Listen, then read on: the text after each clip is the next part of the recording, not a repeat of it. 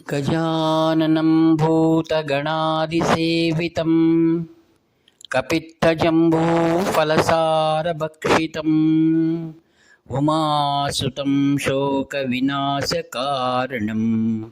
नमामि विघ्नेश्वरपादपङ्कजम्। सदाशिवसमारम्भां शङ्कराचार्यमध्यमाम् अस्मदाचार्यपर्यन्तां वन्दे गुरुपरम्पराम्। अपारकरुणासिन्धुं ज्ञानदं शान्तरूपिणं श्रीचन्द्रशेखरगुरुं प्रणतोऽस्मि मुदान्वहम्। देवे देहे च देशे च भक्त्यारोग्यसुखप्रदं बुधपामरसंसेव्यं तं श्रीजयेन्द्रं नमाम्यहम्। नमामः शङ्करान् वाक्यविजयेन्द्रसरस्वतीं श्रीगुरुं शिष्टमार्गानुनेतारं सन्मतिप्रदं श्रीसत्यचन्द्रशेखरेन्द्रसरस्वतीस्वामिने नमः।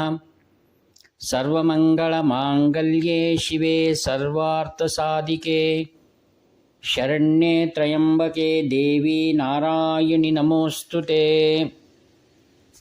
ఆత్మీయులందరికీ కూడా హృదయపూర్వక ధన్యవాదాలు. కాంచి కామకోటి పీఠం శ్రీ శ్రీ శ్రీ చంద్రశేఖరేంద్ర సరస్వతి మహాస్వాముల వారి విశాలమైనటువంటి హృదయం, వారి అవతరణ ఈ యొక్క విశ్వంలోనే భగవంతుని యొక్క అస్తిత్వాన్ని, వేద ధర్మం యొక్క విశిష్టతను జనబాహుళ్యంలో ప్రతి ఒక్కరికి కూడా భగవంతుని గురించి తెలుసుకోవాలని వారి యొక్క ఉద్దేశ్యం. యదా యదా హి ధర్మస్య గ్లానిర్భవతి భారత అభ్యుత్థానమధర్మస్య తదాత్మానాం సృజామ్యహం. ఆ పరమాత్ముడు తన ఉనికిని మహాత్ముల ద్వారా వెలుపలికి ప్రకటిస్తాడు. దివ్యమైన మానవులు వాటి యొక్క స్వరూప స్వభావాలను ప్రజలకు తెలియజేస్తారు.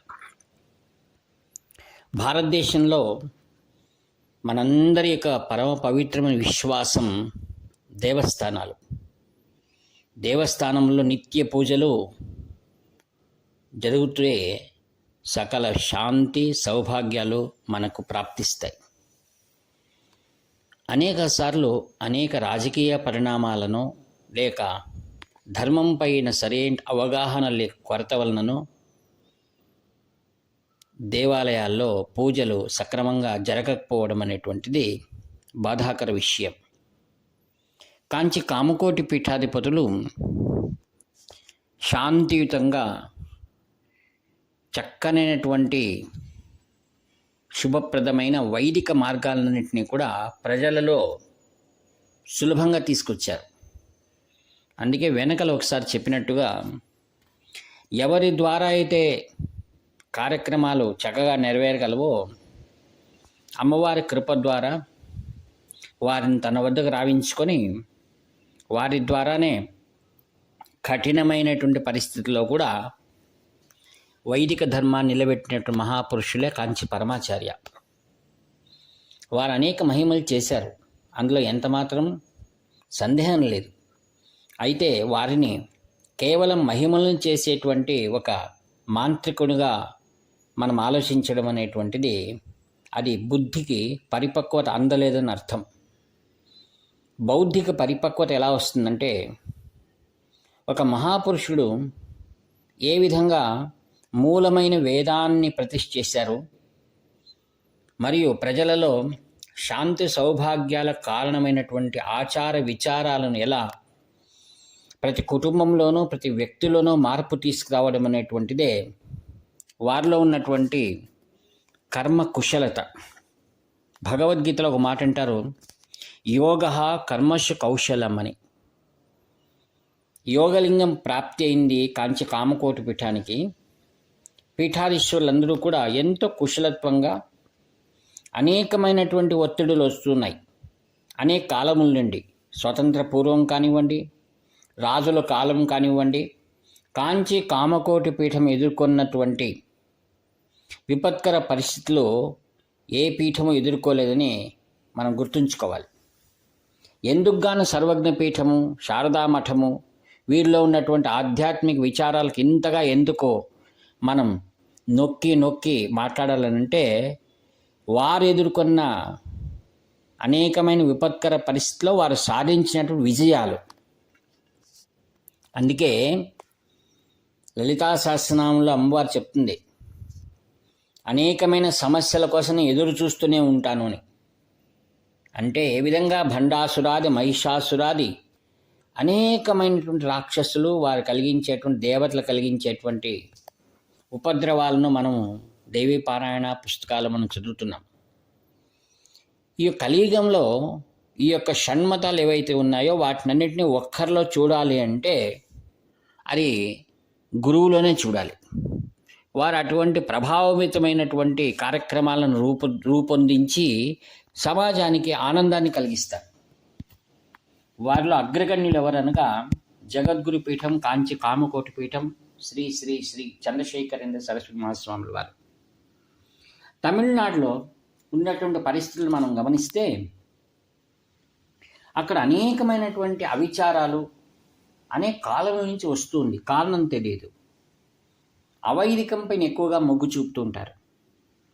అయితే కాంచి కామకోటి పీఠం కుంభకోణంలోనూ మరియు కాంచీపురంలో ఉన్నప్పుడు రాజుల కాలం నుండి కూడా అనేక సమస్యలు చాలా సూక్ష్మంగా అమ్మవారి దయతో వాటినన్నింటినీ పరిష్కరిస్తూ వచ్చేసాయి. ఇప్పుడు మనం మాట్లాడేటువంటి కాలం స్వతంత్రం వచ్చిన తర్వాత శ్రీయుతుల గౌరవనీయులు శ్రీ ఎంజే రామచంద్రన్ చీఫ్ మినిస్టర్గా ఉన్న సందర్భంలో కాంచి కామకోటి పరమాచార్య స్వాముల వారి దగ్గరికి వారు వస్తారు. ఆయన సతీమణి వచ్చి వారి యొక్క ఆశీర్వాదం, ఎందుకనగా ఎంజే రామచంద్రన్ గారు ఆరోగ్యం కోసం ఫారిన్ కంట్రీస్ వెళ్తున్నారు. ఆయన సతీమణికి ఆధ్యాత్మికమైన చాలా మొగ్గు. శ్రీవారు అనుగ్రహించారు. వారు అనుకున్నంత సమయం కంటే చాలా స్వల్ప సమయంలోనే వారి పరిపూర్ణంగా ఆరోగ్యవంతులయ్యారు. వారి ఆరోగ్యాన్ని ఎప్పుడు స్వాముల వారు ప్రత్యేకంగా ప్రార్థన చేశారని కూడా అక్కడి వారు మాట్లాడుకుంటూ ఉంటారు. ఎంజి రామచంద్రన్ వస్తే అక్కడ ఉన్నటువంటి వారు గమనించింది ఏంటంటే ఎంతో ప్రేమగా రామచంద్ర అని పిలుస్తారట. అంటే భగవన్ నామాన్ని ఆ విధంగా ఒక వ్యక్తిలో ఉన్న నామాన్ని భగవంతుని నామంగా ఆయన ప్రేమిస్తారు. అంటే అందుకే పూర్వీకులు ఏం చేశారంటే మనకు భగవన్ నామాన్ని ఎందుకు పెట్టారంటే ఆ నామం ఉచ్చరించడం ద్వారా వాతావరణంలో ప్రశాంతత ఏర్పడుతుంది, మార్పులు వస్తాయి. ఒక రామ అనే 2 అక్షరాలతో రామాయణమే హే రామ హే లక్ష్మణ అని మారీచుడు సంబోధించగానే సీత సంశయపడింది. అందుకే సాక్షాత్తు రాములు వారు హే సీత హే లక్ష్మణ అని రాములు వారు ఎలా అనగలరు? అదే మాయ. అలానే మాయని తొలగించుకోవాలన్నా రామనామం ముఖ్యం. అందుకే కాంచి కామకోటి పీఠంలో రామనామాన్ని ప్రత్యేకంగా రోజు రాయిస్తారు. సరే, వస్తుస్థితికి వస్తాం. రామచంద్రన్ గారు తర్వాత బాధ్యత స్వీకరించిన తర్వాత ఒకరోజు స్వామివారు తన పరిచారకుల ద్వారా అక్కడికి కబురు చేయండి రామచంద్ర గారిని చూడాలని అని సెక్రటేరియట్కి ఫోన్ చేయగానే తక్షణం అక్కడ అందించారు వారికి ఫోన్. ఎంజి రామచంద్ర గారు అన్ని పనులున్నా నేను తక్షణం వస్తున్నానన్నారు ఆయన. అక్కడి నుండి ఎంజీఆర్ గారు వచ్చేసారు. అప్పుడు ఎక్కడున్నారు స్వామివారు? ఓరికైలో ఉన్నారు. మఠం సిబ్బంది చెప్పారు ఓరికైలో ఉన్నారంటే ఎంజీఆర్ గారు దాదాపు 2 కిలోమీటర్లు ఉంటుంది, పాదచారి వెళ్ళారట. ఓరికై వెళ్ళగానే స్వామివారు చూసి వచ్చావా రామచంద్ర అనగానే సాష్టాంగ దండ ప్రణామం చేశారు. తర్వాత మీకు కూర్చోవడానికి కుర్చీ కూడా ఇక్కడ లేదే అన్నారు స్వామివారు. స్వామి ముందు నేను ఎలా కూర్చోగలను, నేను కింద కూర్చుంటానని కూర్చున్నారట. ఆ తర్వాత ఏకాంతంలో వారు మాట్లాడిన విషయాలు తర్వాత తెలిసింది ఏంటంటే తమిళనాట అనేకమైన దేవాలయాల్లో పూజా కైంకర్యాలు లేవు కొన్ని చోట్ల. ఈ విషయాన్ని తెలియజేయగానే కొంచెం సహాయం చేసి పెడతావా దేవాలయాల్లో దీపారాధనలు అటువంటివన్నీ అన్నారు. స్వాముల వారు ఎవరిని కూడా ఇంత ప్రేమగా మాట్లాడిస్తారు. తన సంతానంతో ఎలా మాట్లాడతారో అట్లా.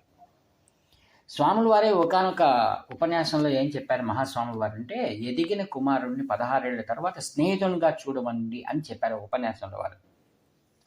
ఆ విధంగా అంత ప్రేమగా రాజాజ్ఞ స్వామి తప్పకుండా నెరవేరుస్తా అనేక దేవాలయాల్లో జాగ్రత్తలు తీసుకొని పూజా కైంకర్యాలు ఏర్పాటు చేయించారు స్వామివారు. స్వామివారి కోరిక ఏంటంటే, దేవాలయాల్లో పూజలు సక్రమంగా జరిగాయంటే లోకం క్షేమంగా ఉంటుంది, సకాలానికి వర్షాలు వస్తాయి, సామాన్య పేదజనం కూడా ఆ యొక్క సుఖంగా ఉండడానికి సహాయకారి అవుతుంది.